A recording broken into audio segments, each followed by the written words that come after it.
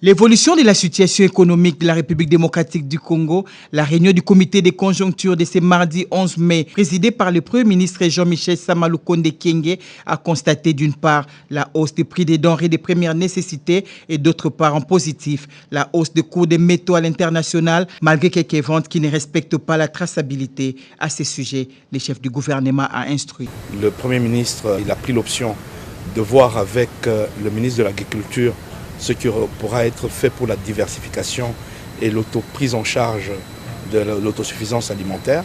Au niveau international, nous avons constaté un regain d'optimisme et la reprise des affaires, effectivement.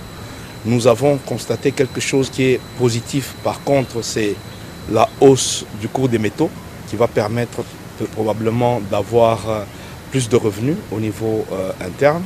Mais également, à cet effet, il a été constater qu'il y a un certain nombre de métaux qui sont vendus notamment dans les pays voisins qui ne sont pas retracés au niveau des recettes de notre pays. Et le Premier ministre a donné des instructions à Madame le ministre des Mines pour qu'un effort soit fait de manière à retracer les manques à gagner pour notre pays.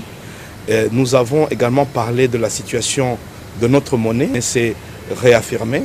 Et nous avons noté également que la Banque centrale a fait une hausse, il y a une hausse des réserves d'échange, ce qui conforte la solidité de notre monnaie.